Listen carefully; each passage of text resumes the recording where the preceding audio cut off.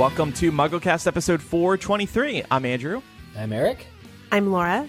And we're joined by our social media manager, Jewel, this week. Hey, Jewel. Hello. Jewel is responsible for many of the posts that you see on our social media channel. She helped us ramp up our Instagram, and she's been doing a great job. And Jewel's been a longtime listener of the show and obviously a longtime Harry Potter fan as well. And you live in LA and living the dream out there, huh? Yeah, I live in LA. I'm very close to the theme park, so I can see Hogwarts pretty much every day from far away. So it's great. You ever try to go up on the roof of your building and look at it? I feel like you might actually be able to see it from there. I might be able to. I don't know if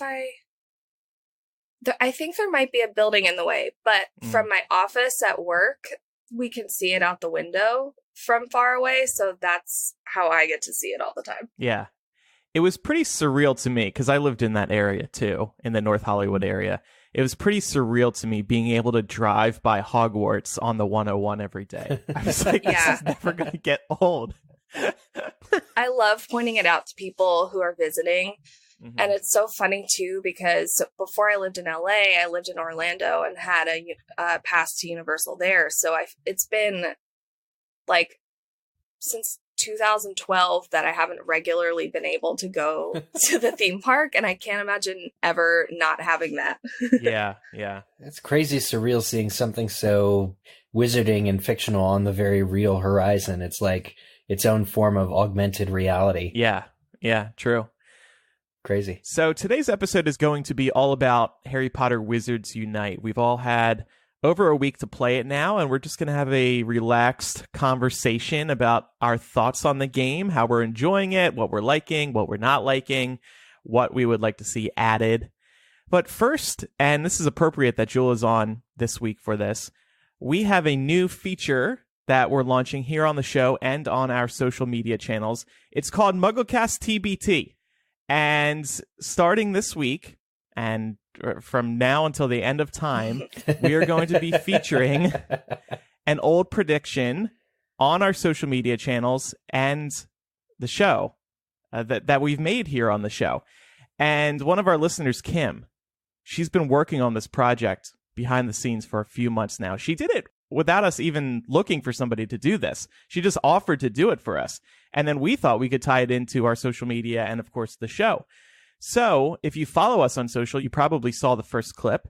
We're going to start off MuggleCast TBT by going back in time to September 2013. This was right after we ended the show.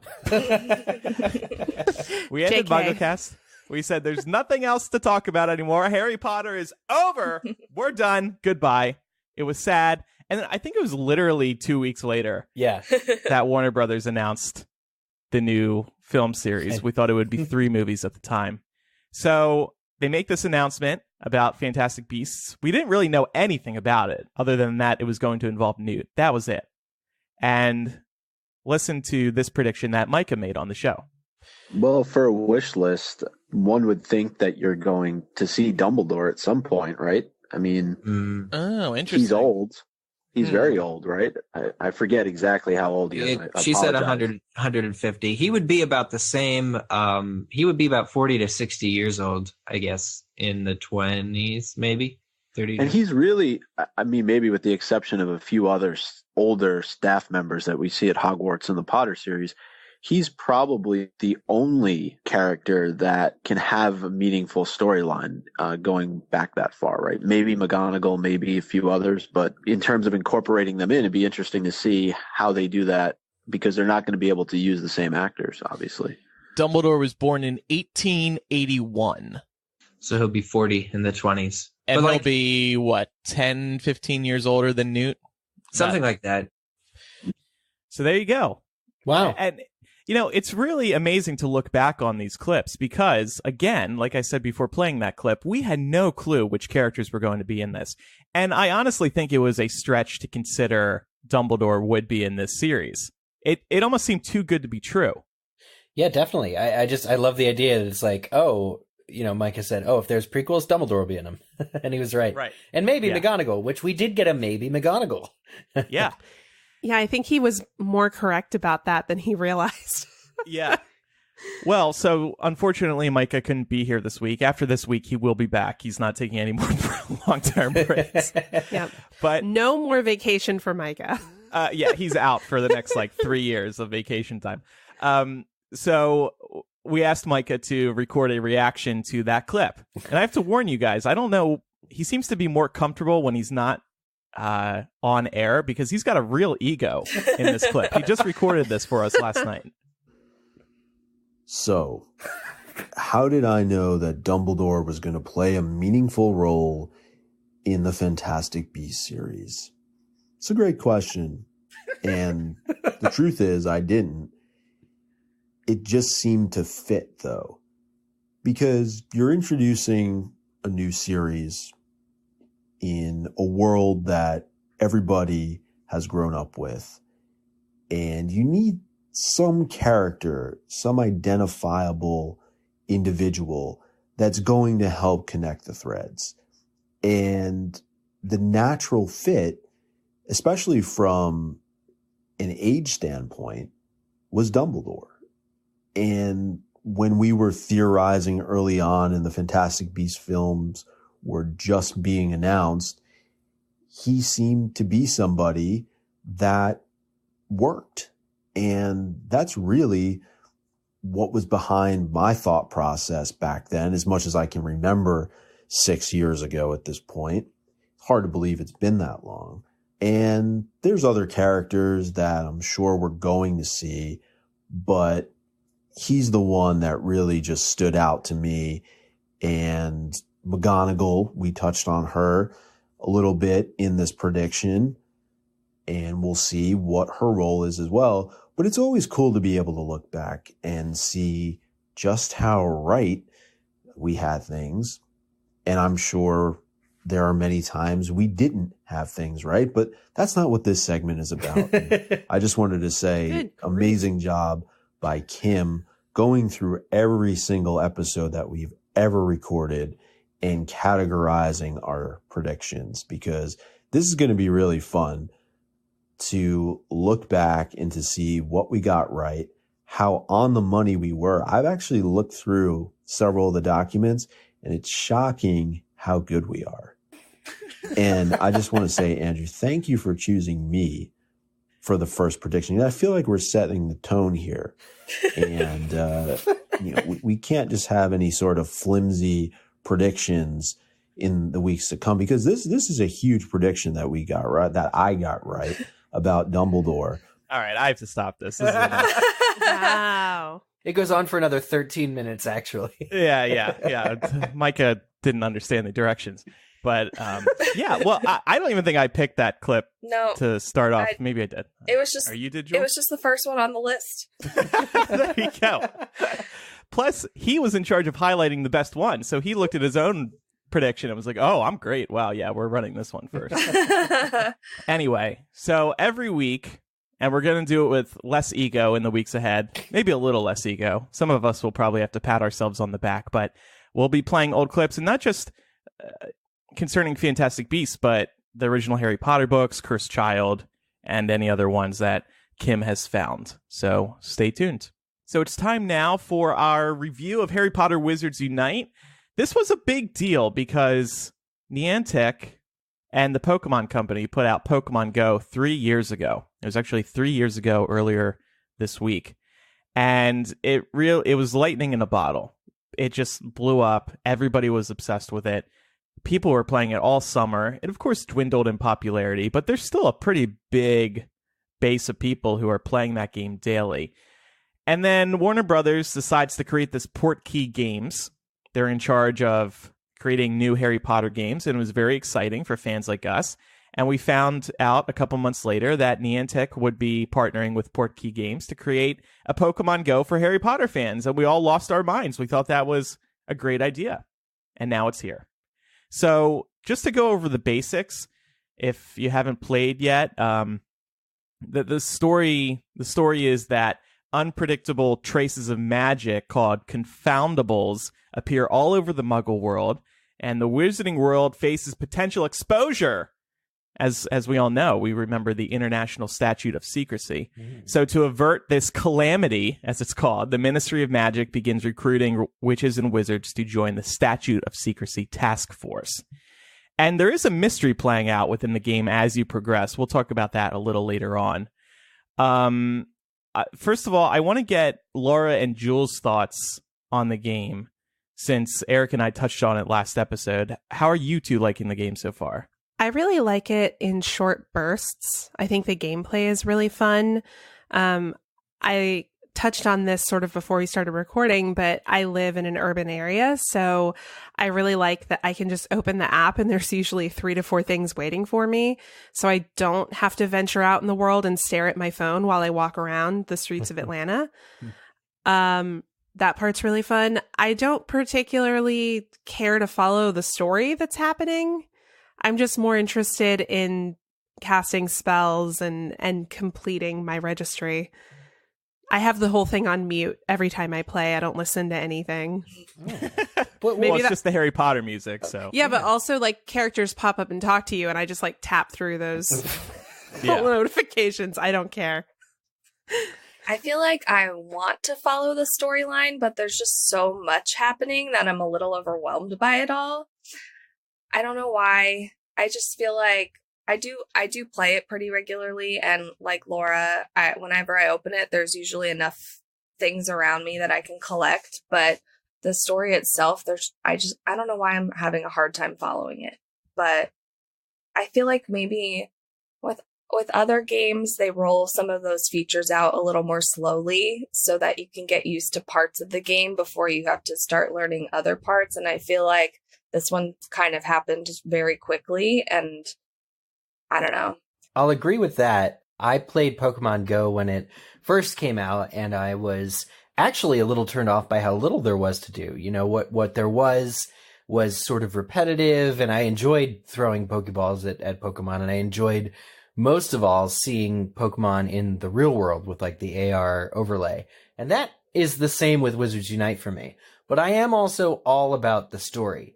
In fact, like, I wish that there was less to do and more story just piled on, because like I'll go up to a fortress and say, oh my god, I got to defeat these 3 bad guys before I get the next crucial bit of the story, you know, Harry Potter talking about the guy they've apprehended for, you know, who may be behind this all. That all very much interests me. So I kind of love how there's just so much to do. But ultimately it does have the opposite effect of being overwhelming.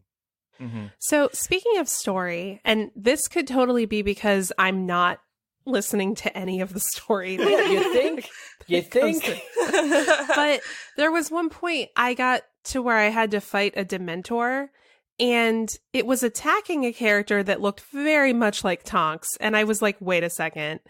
If this is supposed to be during Hermione's tenure as like Minister of Magic, why is Tonks in this? Mm-hmm. So my understanding, I'm looking through this game summary we got from our listener, Sarah.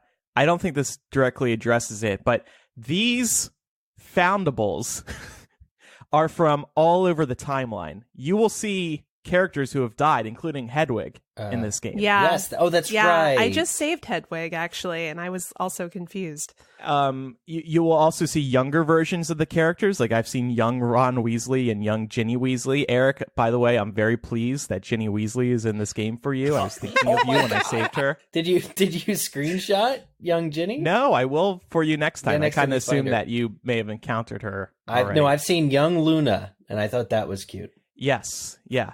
So Laura, to answer your question, the story is like, it doesn't make sense, but They're trying their best.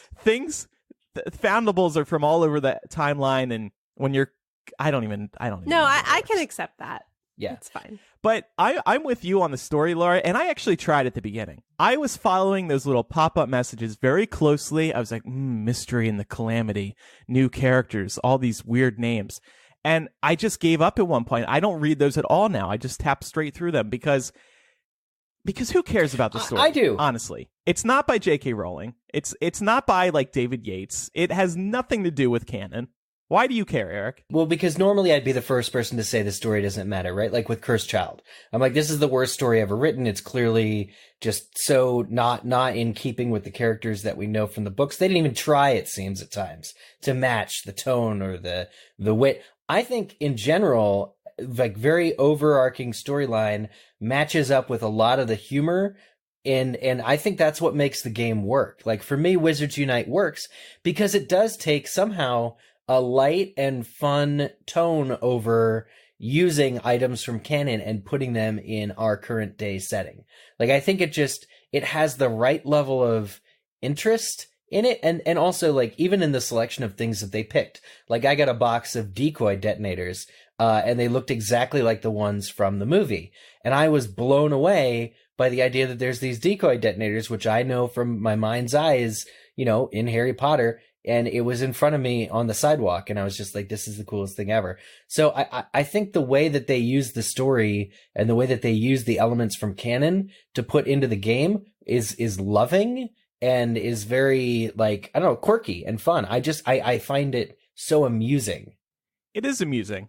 What I'm enjoying most about the game so far is the collecting. Mm-hmm. And this is what I loved about Pokemon Go. You're just trying to catch them all. And I'm also really liking the various achievements, and I don't think this is something that was there at the beginning of Pokemon Go, but Wizards Unite from the get-go is really all about the daily achievements, the when you pop in every morning, you get that streak bonus thing. And then, there's the SOS achievements. I don't know what that means exactly, but it's just like there's all these goals that you can hit on an hourly or daily basis, and I've been enjoying that part of it. That's what keeps me coming back. You mentioned Pokemon Go, and I heard that one thing they added to Wizards Unite that was never in Pokemon Go was this concept of dwindling spell energy. Is that true? Did they not have like a energy that runs out in Pokemon Go? Could you play it indefinitely? No. Well, the equivalent was the Pokeballs. That's just... You run out of Pokeballs. Yeah. Oh. Right, you would run out of Pokeballs. And to get new Pokeballs, you had to go to those Stops. Poke something. Stops. Those things that you spin. They were fun to spin with your thumb. I guess maybe they're making it a little more difficult because they want you to spend money in this game. Has anyone spent money yet? No. Nope. I'm surprised I haven't been confronted with the option to spend money.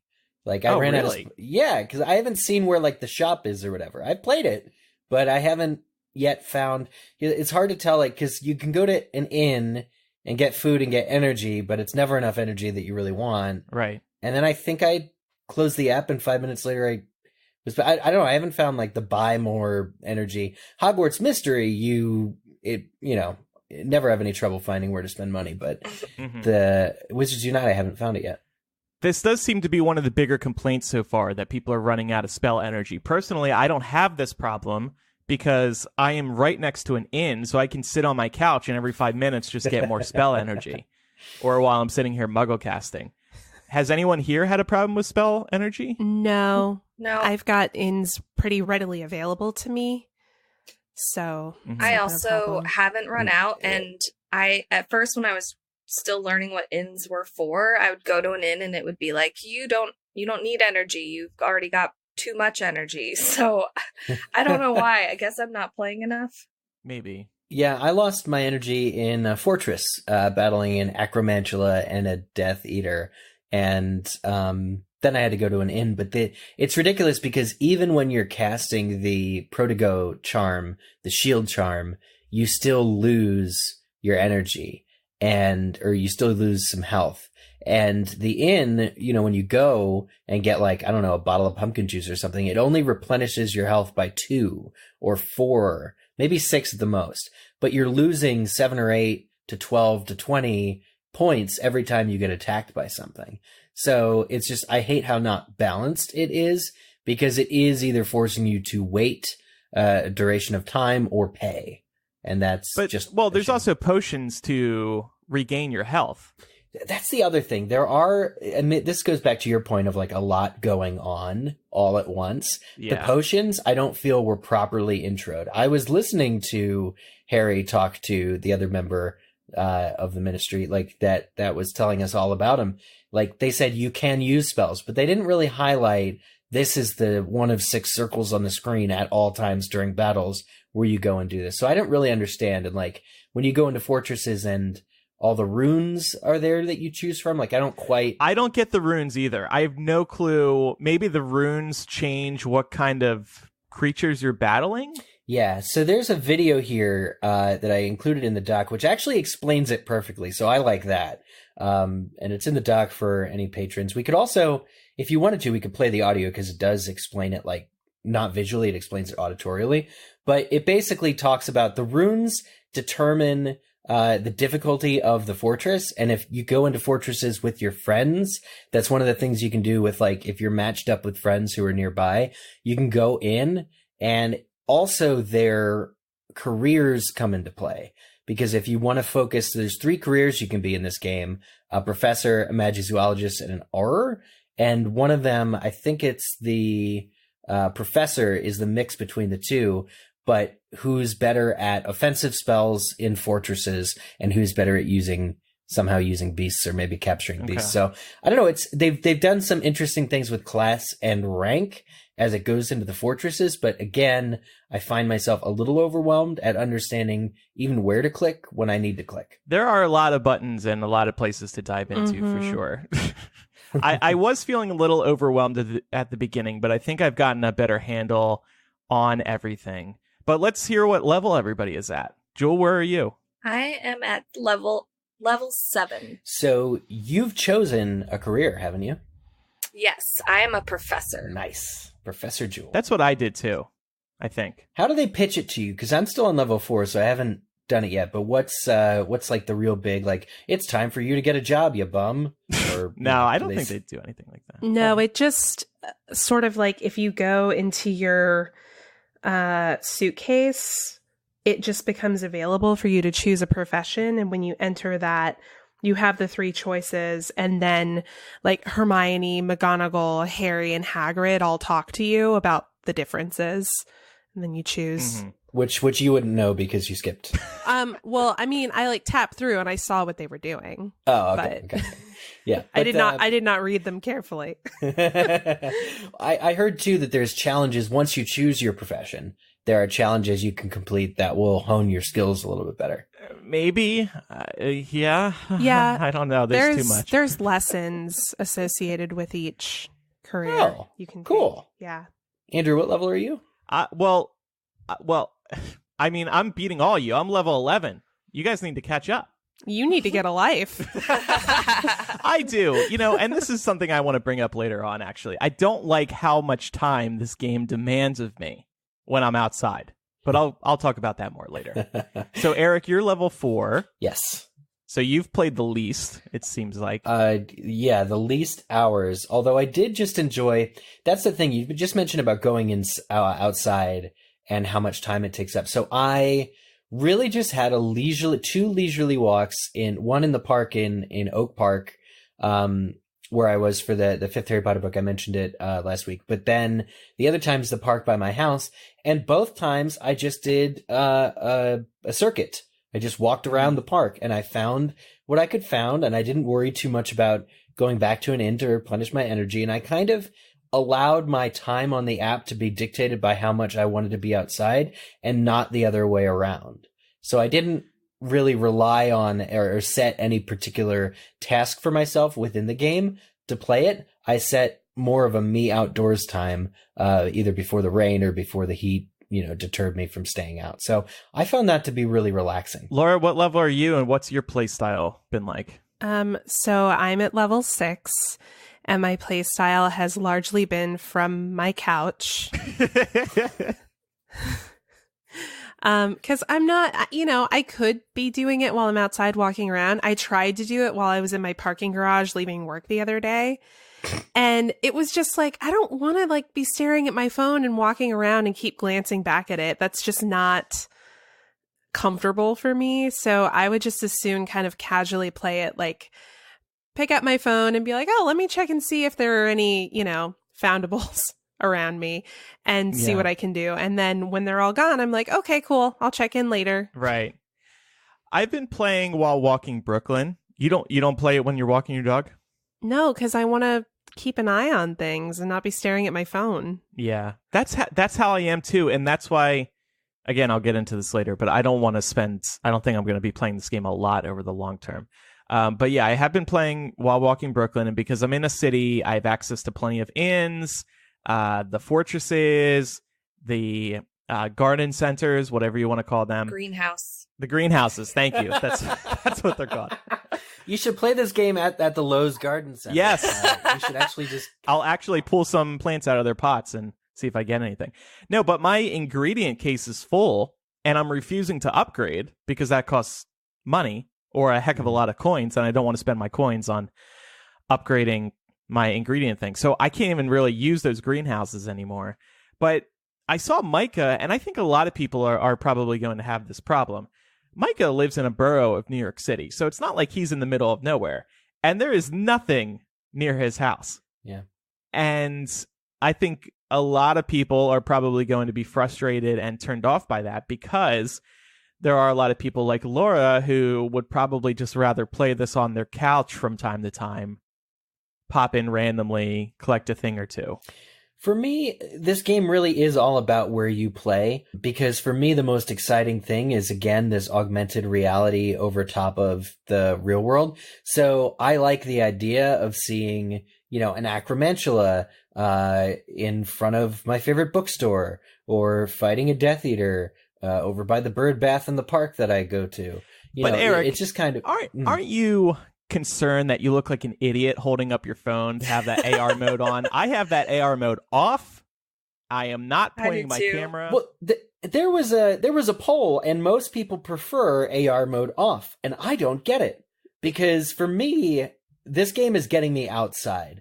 The only way to really take advantage of that is to use augmented reality, because it matters then where you are for it, and you can kind of see some cool things. It makes the reality for me to see these creatures in the real world, in the world that I am currently in. And that's the number one selling point and the most interesting thing. Like, I rescued Filch, and he had like a ball and chain he couldn't get out of. I rescued him just down the street. Now when I run past that particular piece of sidewalk, I'm gonna be like, oh yeah, I saved Filch here. It's a big deal for me. Yeah. I love that. Filch? I feel like I only turn the AR on if I'm in a funny location and I'm excited about who I just found or what I just found. Like, just now while recording, I found a portrait of Bellatrix, and it was on my laptop, so I took a screenshot of it. But in general, I keep AR off. Laura, you wrote a location you play from in our Slack just now. Do you care to share that on the show? Or I think she just said that she's going to the bathroom. Oh. So it's not that she plays in the bathroom. I thought she meant she plays in the bathroom. Wow. No. She should have started that message with BRB, bathroom, not just bathroom. I understood what she meant.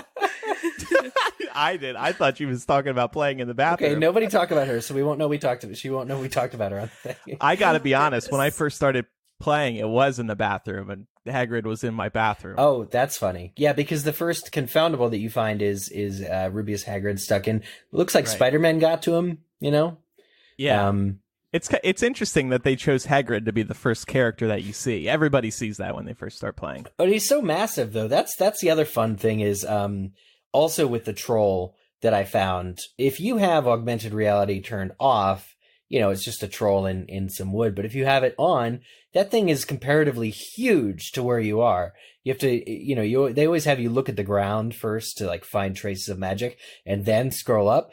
Like, Hagrid was standing on a table at a restaurant going pretty much through the roof of the place when I first found him. And I think that's just a lot of fun. So, I mean, it really depends on what you're going for. If you're the kind of person who opens up this app and it's just like, what collectibles are there for me to click on? And then you click on 3 collectibles and then close the app and wait 5 minutes and come back. Sure. But are you really getting the amount of joy out of this game as I am going to the park, twice a week, looking at who I can find in these areas that I know and recognize, and smiling and thinking to myself, man, I do live in the wizarding world. Wow, a troll does live in the local park. Yes, exact. Or before I rescued him and returned him to the proper authorities. Oh my gosh, there's a little mooncalf I have a dark detector set up, and I'm seeing a mooncalf for the first time. So the dark detectors, because I actually haven't experienced this yet, but you put them down in inns and they work like lures. So there's an increase in the amount of confoundables that appear, and the dark detector lasts for 30 minutes, I guess. Pokemon Go had this as well. Okay, with lures, right? With lures, exactly. Yep. Woohoo! Got my first mooncalf. It's really fun seeing new creatures for the first time. I do get a lot of the same. There was one day it was like all baby hippogriffs, and like it's cute the first 2 times, but then you're like, okay, I'm completely over this. Some other random characters, little characters I don't care about. The port keys. Speaking of AR, those you do need to have your AR on. They don't give you a chance to shut that off. Oh, have you played with port keys yet? Anyone? I haven't. I haven't found them. I've seen them, but they're far away. It says like port key, like you got to go closer to use this. Okay. I've collected a bunch of them, but I haven't walked enough to unlock them. Yeah, so the port keys are the eggs, or Pokemon Go's eggs. And this is another thing you got to do with your app. You got to have your app open, even if you're not playing, while walking, so you can walk those port keys into unlocking. And it's cool because you kind of step into a port key once it's unlocked, and then it's a room from the Wizarding World. Oh no! Like Borgin and Burks. There's a ton of them. I'm sure I haven't experienced even a fraction of them. But what you do is, and again, AR mode is on for this, so you have to. You know what? I guess technically it's not AR mode because you're looking within a Wizarding World location, but you have to actually tilt your phone in all directions to find these 5 orbs that are hidden in the scene. And it's kind of like a slot machine because each one will give you a random gift. Huh. So you might get 2x XP, another one will have 300 XP, so you'll be doubling that. You'll get some keys, you'll get some other valuable items, maybe a dark detector. So those are kind of cool, and it is fun to walk those port keys so you can get those benefits. For me, just the level of detail, of the design of the creatures that you're finding, they are very much. I mean, it looks exactly like it does either in the book or the movie. The details are very impressive. The characters, it's been really cool seeing them. I like how they move as well. Like Bellatrix, she's got that like snarky attitude. She's like taunting the person who's got her. The Hogwarts students, they're like very appreciative with their body motion when they thank you for saving them. Yeah, they put a lot of thought into Their facial expressions crack me up, though. In a good way, or? I don't know. It just makes me laugh. Mm-hmm. Who's been your favorite character, Laura, so far that you've seen? I guess this goes to me like not paying as much attention to the story as I should. Well, like that you've captured, you know? That I've captured. Well, I don't think you captured. Well, who you've saved? I guess like Hedwig or Tonks. Maybe Ron, because I got to save Ron from the Acromantula. So I thought that was really nice how they put bags under Ron's eyes, just like in the movies. Great attention to detail. Seriously, he looks like he hasn't slept in 3 weeks. Yeah, I mean, I found Hedwig. I rescued Filch a bunch. The troll. All these confoundables I think are creative too, because you have like a Romilda Vane's music box or something that I found, and it's like a ballet troll in a box. I'm just thinking this is like pretty creative, but nothing will ever beat the decoy detonators for me. Seeing them pop out and knowing what they are, even though it's such a small part of the movie. But the little trumpeting things that I always thought were designed pretty cool, seeing them in this game really, really made my day. Mm-hmm. Jewel, who are your favorites to see and capture? I feel like I haven't seen very many characters. It's been more items and things or creatures, but I really liked the baby hippogriffs. Those were super cute. But to your point, I caught one and was really excited, and now I've seen it a lot, so it kind of lost its excitement. Yeah. I found a baby unicorn getting attacked by a snake, which was really cool. Oh, yeah. Mm-hmm. Laura, talk about the fight sequences. I agree with you on this point. I just think they're so much fun and so engaging. I love getting better at casting spells. And sometimes I like audibly fight with the screen when it tells me my spell casting was only fair. Because I'm like, that is BS, because the last one I cast was fair and it didn't work, and I cast this one and it was much better, and you're still calling it fair. Mm-hmm. Most of my casting is fair, apparently. Well, they go by speed and accuracy, as it turns out. So you not only have to trace your finger around the arbitrary distance, but you got to do it pretty quickly. Yeah, you'll notice that grading slider, so to speak, quickly dips down the longer it's taking you to cast the spell. Mm-hmm. Pat seems to think it's more beneficial to just be fast, not necessarily accurate. He gets magnificent spell ratings quite Whoa. frequently. What? Yeah, I know, right? I haven't even seen that happen yet. I just got my first Magnificent while we've been recording, and it was not traced very well, but it was fast. So I think that's the trick. Yeah, exactly. We Yeah. unlocked the secret. I've got one right now. I'm going to try. All right, let's see if I can get this magnificent. All right, I'm going really fast. Oh no, that looks really bad. Spell incomplete. Yeah, you do have to hit certain parts of it, don't you? Oh, I got a great. Oh, good I job. got my first grade. Your first one? I've gotten plenty Yeah. of those. Well, it must be nice. I've seen, I don't know where I saw this, but people are selling these trace guides that you can place over your phone. So that way your finger is super accurate. It's only hitting the actual spell Wow. trace area. Yeah. Oh, I'm gonna buy those as plastic inserts, but you got to switch them out, right? It's like, which one? Yeah, you'd have to be really fast. Right. That sounds annoying, doesn't it? Yeah. But people are trying to cash in on Wizards Unite because a lot of people were hoping that this is going to be the next Pokemon Go. And remember, there's all kinds of Pokemon Go merchandise. I was looking on Amazon for Wizards Unite because I saw, I'll mention this, well, I'll just mention it now. There's going to be an official game guide published by Scholastic in September.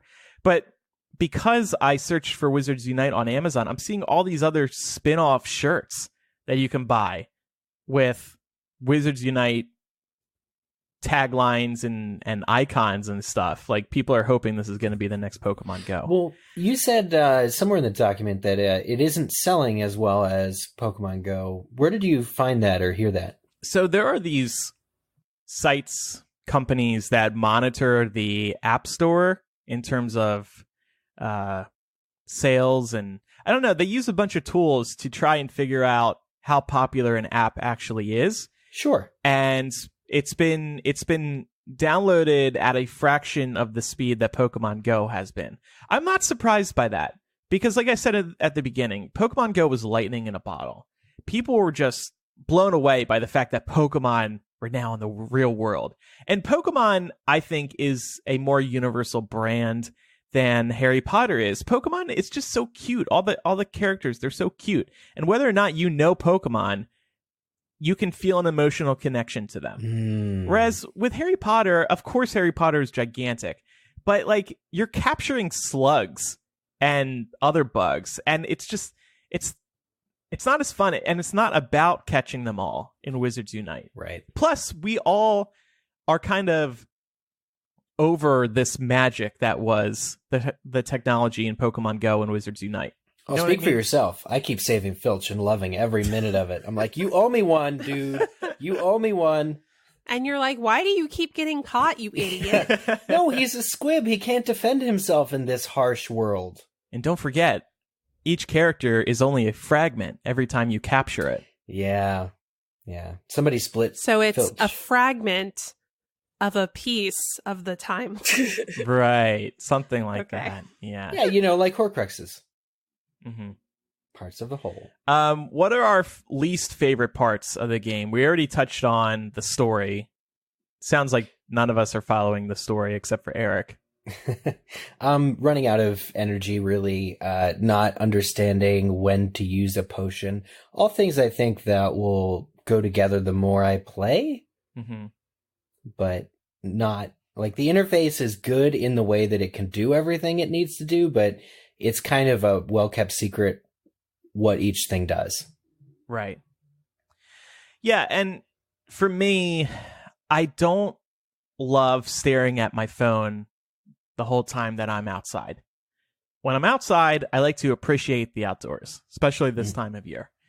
So I just feel like an idiot always staring at my phone. That's something I've always been aware of when I'm outside watching other people stare at their phone. It reminds me of WALL-E, the Pixar movie. It's just sad. It's like, wow, we can't all look up and just appreciate the outdoors. We're all so drawn to our phones. So when I'm out there playing Wizards Unite, I try to like cast the spell and then I'll put my phone down and like look up. Because it also honestly makes me dizzy just staring at my phone while walking. So well, but how is that different than Pokemon Go then? Because it's not. Okay, because as a criticism for Wizards Unite, I'm like, wait a minute, that's the same in Pokemon Go too. I think I've become more critical of myself in the past 3 years of spending all this time staring at my phone. Because you're right, I don't remember feeling this way when playing Pokemon Go, even though it works the same way. Okay. So what I'm going to try to do is really, I walk Brooklyn 3 times a day. The morning walk, and even, I feel bad saying this because I should be appreciating the beautiful mornings, but the morning walk is probably when I'm getting in most of my Wizards Unite time. That's when I have my phone out the whole time. I'm not spending every minute outside staring at my phone. Screw that. But the app also demands your attention while you are outside. You know what I mean? You have to be playing the whole time to get anywhere. Yeah. Meanwhile, Pat is level 14, so now I'm feeling the pressure to like catch up to him. So I need to spend more time on it, but I don't want to do that. It's a mess. Yeah. I liked when Pokemon Go added the Apple Watch feature so you didn't have to be staring at your phone to use it, and I wish this one would do the same. Yeah. Yeah. Huh. Yeah, they also released a physical device you could clip on to your person, and it would count as walking. It would count your steps so that you could hatch more eggs. Yeah, and I think it like vibrates when you encounter a Pokemon, so you can then open your phone and play the game, but you don't have to be staring at your phone while you're walking around until you find something. That's correct. Yeah, I would love that if I could like connect my Fitbit to this and get those kinds of notifications. That would probably make me better at playing this game because as of right now, I'm super casual. And if I'm just like sitting down and not really doing anything, I'll be like, oh, let me check Wizards Unite and see what's going on. I remember Pokemon Go announced, it may have been a year ago at this point, maybe 2 years, that your steps would be logged into your Apple Health Kit. So it all counted while you were playing Pokemon Go, which I thought was a great idea. Because this app, Pokemon Go, really did get people moving again. Like, seriously, it was encouraging people to move around town. And I think there was these stories about people getting in shape playing Pokemon Go. Pat actually was obsessed with Pokemon Go, was walking like crazy and lost a lot of weight playing that game 3 summers ago. Yeah. I think I was one of those people. I can't remember if I actually got fit from it, but I definitely remember like nightly walks around my neighborhood that I didn't take before Pokemon Go. Yeah.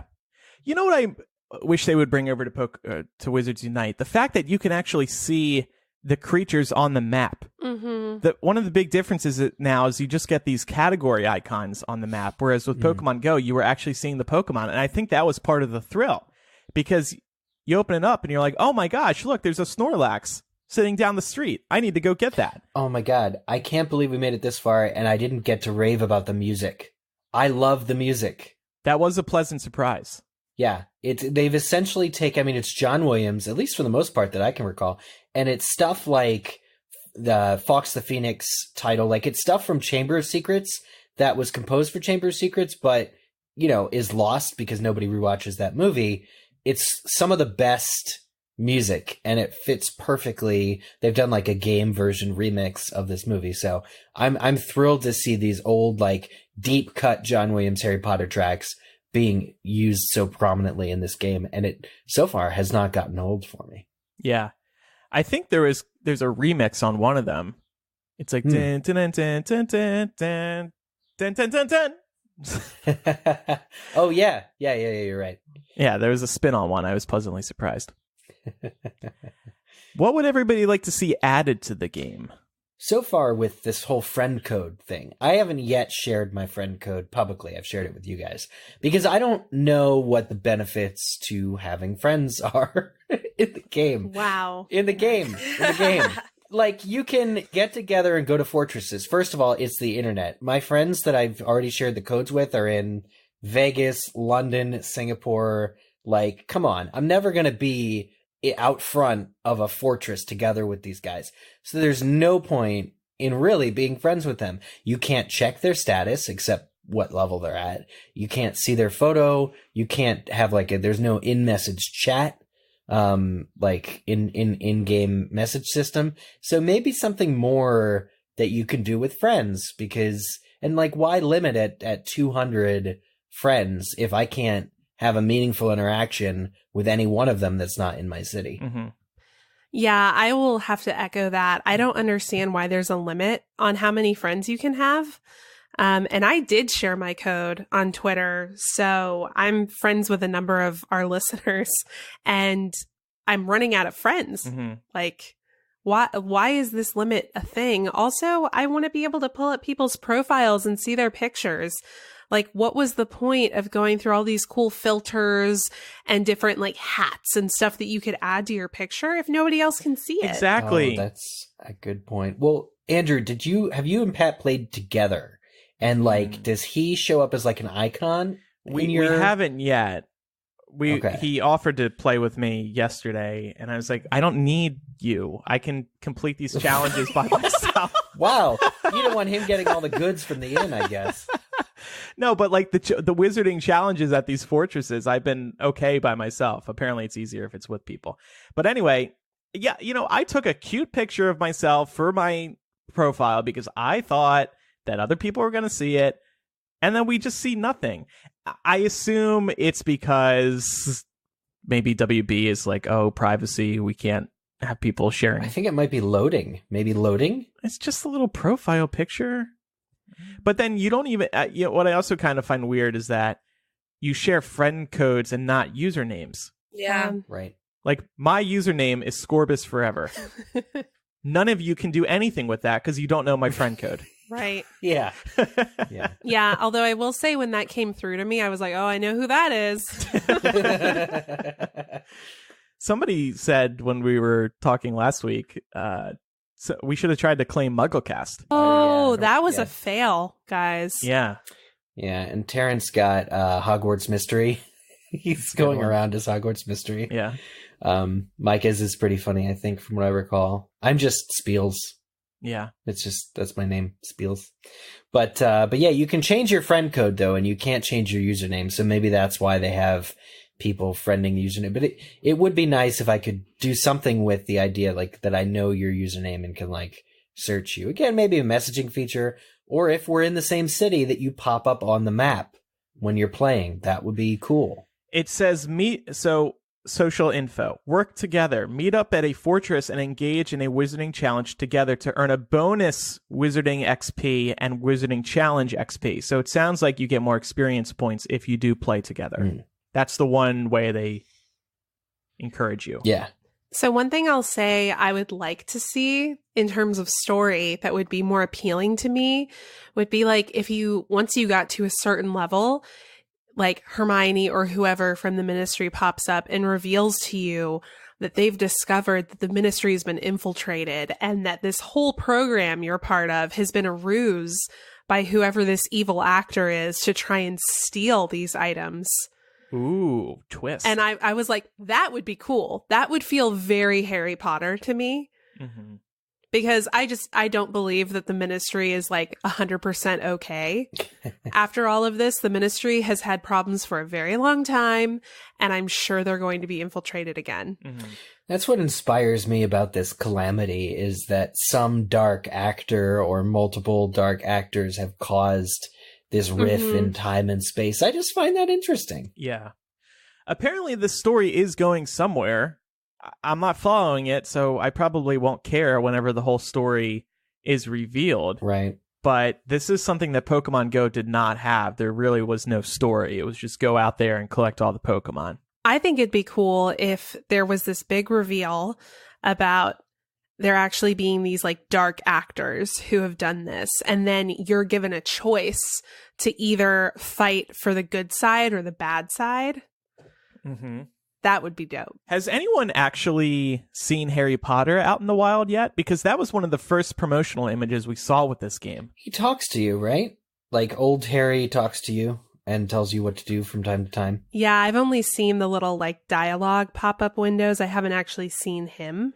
There is a Harry Potter confoundable when at some point, because I saw an image of him getting attacked by a Dementor. So that's like one of the battles they have. Yeah. But yeah, I was kind of surprised I hadn't actually seen him yet. Something that I would like to see added is something similar to Pokemon Go's Pokedex, where you can just scroll through and see everything you've collected. I know there is something like this, but it's more broken up than the Pokedex was. I just want to be able to scroll through one simple list to see everything.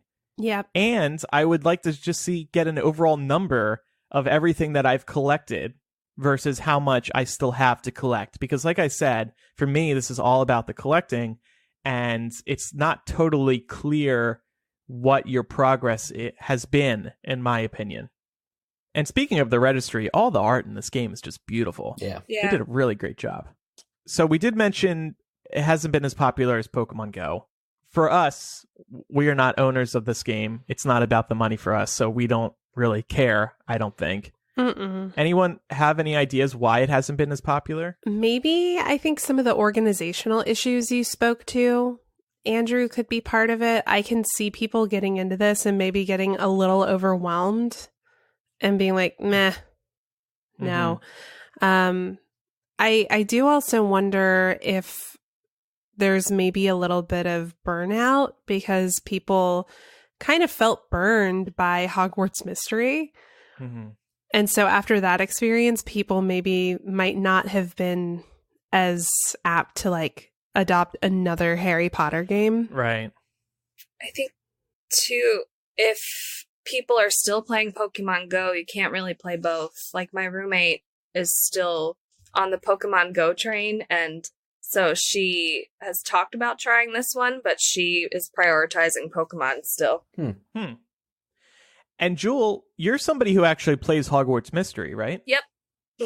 I love that game. I think the people who stopped playing got frustrated with the energy, I think, early on, but I like it between, I'll go to a work meeting, and then by the time I'm done my meetings, I'll have more energy, so that doesn't really bother me, and I really want to see where the story goes, so I'm still playing that one. Hey, how would you compare the dissemination of story information in Hogwarts Mystery to that of Wizards Unite? Like, where you're slowly getting pieces to the larger puzzle? Is it the same? I think there are fewer elements that were thrown out at once at the beginning, so I was able to adjust to new pieces of the story. And the whole point of that game is that you're progressing from year to year, so you get a new piece of the story every Thursday for the most part. So I like the pace of that one. Sometimes I feel like it's a little slow, but I think it's been out for a year now, and I didn't even realize a year had passed, and I'm still playing because I'm just interested in where the story's gonna go.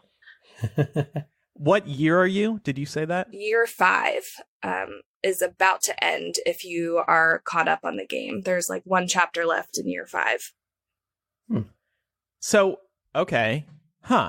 So I wonder if you're just going to run out of things to do by year 7. Yeah, there was a point in year 5 where there was a larger gap than normal in like the next chapters. So they threw in some other events to keep people occupied, or like side quests, which it was getting close to the point of being annoyed that there was no new story, but I think they'll probably make years 6 and 7 longer than year 5 just so that it can stretch out as long as they can. But yeah, I don't know. We'll see. Pat's still playing Hogwarts Mystery as well for the same reason as you, because he wants to see where the story's going, and he kind of is pacing himself with the energy. Yeah. Because he's checking in a million times a day, just waiting for his energy to replenish. Yeah, I like the game too. My sister still plays as well. So because it's choose your own adventure, we sometimes will actively make different decisions from each other if one person's ahead of the other to see how it changes things. So that's been fun. Oh, cool. Yeah. So Niantic wasted no time announcing the first real-world Wizards Unite event. They've done a few of these for Pokemon Go. They waited a while before organizing the first one. Harry Potter, they're wasting no time. August 31st to September 1st in Indianapolis, Indiana. So it's over Labor Day weekend.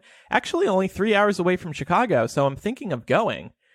I think it'll be really cool to attend a gathering of Harry Potter fans who are all playing this game. And I just think it'll be a fun event. There aren't really many official Harry Potter events that happen. Celebration of Harry Potter in Orlando, we've spoken about a few times. They did not do one this past year, which was pretty surprising. So this feels like the next best thing. And I assume they're going to have special things to save. I keep wanting to say capture, but save. Yeah, I'm wondering how they're going to code all of that. But I'm also looking at this announcement webpage, splash page thing, and not seeing. Usually they're like, oh, triple XP during this time, or, however they incentivize. Well, it's still early. Yeah. Though I'm sure they'll make some announcements. But yeah, and I know a few of our listeners are already thinking of going, especially those who are nearby. So we'll talk about that when it gets closer. Maybe we'll try to organize some sort of Wizards Unite meetup. I know, Eric, you think you might be working. Yeah. But yeah, so Laura, Jewel, come on out to Indianapolis. Don't you guys want to go to Indianapolis? Well, this is over Labor Day weekend, you said? Yeah. That's when Dragon Con's happening here in Atlanta, so... Oh, you got other nerdy plans. People. Yes. Apparently, some sort of Comic-Con will be happening in Indianapolis that weekend as well, which might be why they picked that weekend for the event. So we asked patrons, will you be sticking with Wizards Unite? Let's first ask the panel here. Is everybody going to continue playing? I will. For now. Yeah, I think so. I was also thinking as a panel, we could give it a rating of 1 through 5. Yeah. I would give it a 3. I'll go a little higher. I'll say 4. I will also say 4. I'm going to go 3. So we asked patrons, you going to play it for a while? 66 people said, yes, I intend to play it for a long time. 45 people said, I'll stick with it for a while longer, but don't know if it's for me. 16 people said, I haven't played it yet. Come on, people, get with it. 11 people said, I've already gotten bored and stopped. And then 6 people said, it's not for me. I'll be giving up soon. And asked people for their reviews as well. Leanne said, the graphics are great. I never played any games beyond Solitaire, but this one has me hooked. Wow. It's quite an upgrade from Solitaire. Kelsey said, the story aspects kind of bother me. Like, what year is this supposed to be happening in? Harry's an Auror, but we rescue young Luna, young Ginny, and a live Hedwig. I know I'm way overthinking it, but it bothers me. That was covered earlier on this episode. Hanel writes, I do enjoy the game. So far, my job has been on the way of Wizards Unite. My walks have become slower, which is very different for me. I am usually zooming around the city very fast. Also, I love the animations and the little details like shadows on the ground from the items and creatures. There are a few things bothering me, but nothing major. Caroline says, I live in the middle of a national park and do daily trail walking anyway, so it's been a fun addition to that. I'm definitely going to keep playing for the time being, but I don't know if it'll have staying power. She loves wizarding challenges and battles, but she finds the traces boring. She says, I wish there was a bit more strategy to them. Maybe you could choose which spell to use based on what it is you are fighting. That might be more engaging. Yeah, that's an interesting idea. We actually didn't talk about, so Laura did talk about casting spells, but I want to mention the battles. I think the battles are a lot of fun. It took me and a lot of people a little time to figure out that you had to kind of pull your finger down to trace over that circular icon that comes up. Right. I don't think they taught us to do that, how to do that. No. But when you do accidentally figure that out, it becomes a lot of fun.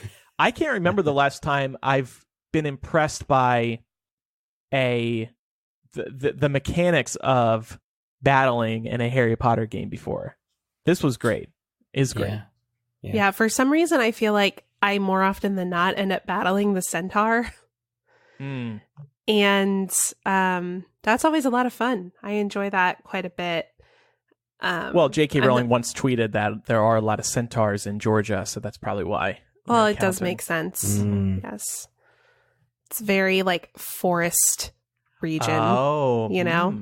Yeah. Mhm. But yeah, I find that to be really fun. It's like, I don't think it's particularly challenging to accomplish. Does anybody? I agree with that, but Yeah, I don't it's- see that as a bad thing. No. It's definitely not a bad thing. It's just kind of like easy fun, but it does add a slight air of like competition. So it's good stuff. Thanks to everybody who submitted some feedback on Patreon. So in bonus MuggleCast today, which will be available on Patreon, we're going to talk about our dream Harry Potter video games. Now that Wizards Unite is out, we know that more games are in the works. There's a whole studio dedicated to Harry Potter video games. What should they make next? And we'll talk about that again in bonus MuggleCast, which is exclusively available to patrons. Patreon.com/MuggleCast is where you can pledge and help support us. By the way, we have that special offer through July 31st. If you pledge at the Dumbledore's Army level or above, you will receive signed album art. And by the way, it's been great seeing everybody receive the signed album art. Yeah, that's been so far. fun. Mm-hmm. All right, so time now for Quizzitch. Last week's question was dealing with the last chapter in Half-Blood Prince, which we're getting back to discussing next week. The question was, who's sitting in Snape's seat in the Great Hall? And the correct answer is Rufus Scrimgeour. Harry thinks he's looking for him. Samwise Potter, Issy Marcantonio, young Susie Blood, Tara, Michelle, Bela Beth, Casper, Sarah aka Weensy, Sarah Davis, TJ writes the PHPs, Count Ravioli, Danielle Pasternak, Marlena, the C's, Karen Frode, and Super Mandy all got the correct answer. Congratulations. Thank you all for playing Quizzitch. And next week's question is also from that chapter. What material do Fred and George wear at Dumbledore's funeral? That's a deep cut. It's mentioned in the books, but only passing. Has anyone seen Dumbledore in this game yet? I'm trying to think. Huh. I need to bring up my registry. But we will be talking about the final chapter of Half-Blood Prince on next week's episode, and Micah will be back. And then we'll share what our plans are for future episodes of MuggleCast. We have a couple of ideas, which I don't even think Laura knows yet, so we can get her reaction live on the air. This is my Hogwarts mystery. MuggleCast Mystery, the new game from Portkey Games. All right, and if you have any feedback about Wizards Unite, if you want to send in maybe some tips or what you've been liking or not liking, you can visit MuggleCast.com, and we have a contact form. You can also email us directly, MuggleCast@gmail.com, or call us, 1-920-3-MUGGLE. That's 1-920-368-4453. Follow us on Instagram. Make Jules' day. Instagram.com/MuggleCast. Also MuggleCast on Twitter and Facebook. And again, we would love your support on Patreon. You'll receive instant access to installments of bonus MuggleCast, early access to our show via weekly live streams. Thanks to everybody who is joining us today. And MuggleCast throwbacks. For example, Eric recently posted the show doc for episode 100. Whenever we find things, we just throw them on Patreon. Little fun tidbits. Thanks, everybody, for listening. I'm Andrew. I'm Eric. I'm Laura. And I'm Jewel. See everybody next time. Goodbye. Bye. Bye.